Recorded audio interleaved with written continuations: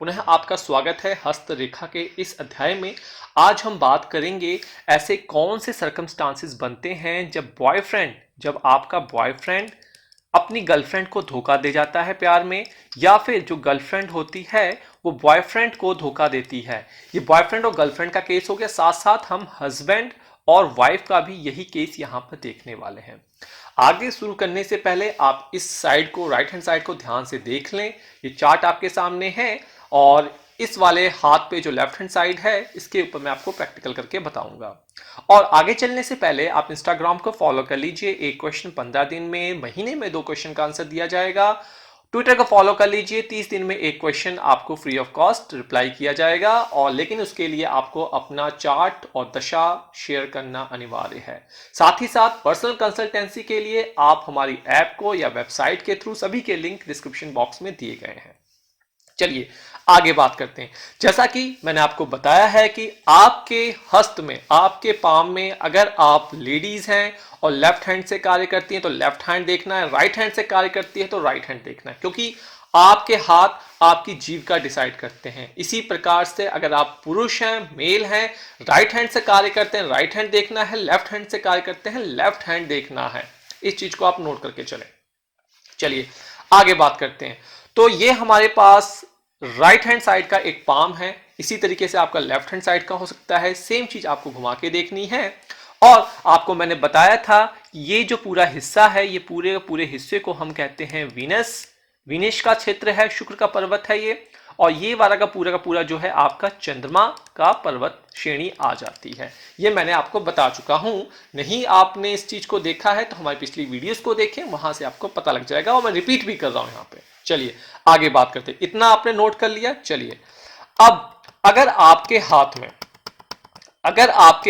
में यहां पे मैंने कहा ये भाग्य रेखा है, मान लीजिए ये भाग्य रेखा, ये मेरे हाथ से मैं एक रफली लेमन के फॉर्म में डिजाइन कर रहा हूं, इसलिए टेढ़ी मेढ़ी हो गई। मान लीजिए सीधी है, जिस तरीके से आपके हाथ में एक सीधी रेखा जा रही है। हाथ में कई बार ये दिखती नहीं है तो आप लेंस को देखकर भी इसको देख सकते हैं, और हाथ का सिकोड़ के भी आप इसको देख सकते हैं। तो चलिए इस तरीके से एक सीधी लाइन आपके भाग्य रेखा जा रही है, और यहां से एक लाइन आ रही है, वो लाइन इसको ज्वाइन करती है। अगर ज्वाइन कर रही है तो भाई ये आपका कहने का मतलब ये है कि आप प्यार में पड़ेंगे, डेफिनेटली पड़ेंगे। और डेफिनेटली अगर ये लाइन आगे कुछ नहीं होता तो इसका मतलब ये है कि आपका लव मैरिज भी हो जाएगा, चाहे वो इंटरकास्ट मैरिज कुछ भी हो, वो आपका हो जाएगा। लेकिन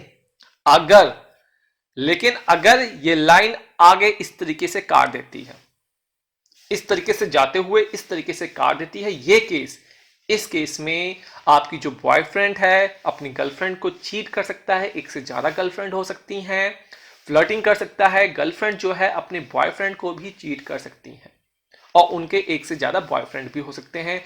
हस्बैंड अपनी पत्नी से झूठ बोल सकते हैं, धोखा दे सकते हैं, और पत्नियां अपने हस्बैंड से भी धूक और छल कपाट कर सकती हैं। ऐसा केस देखा गया है।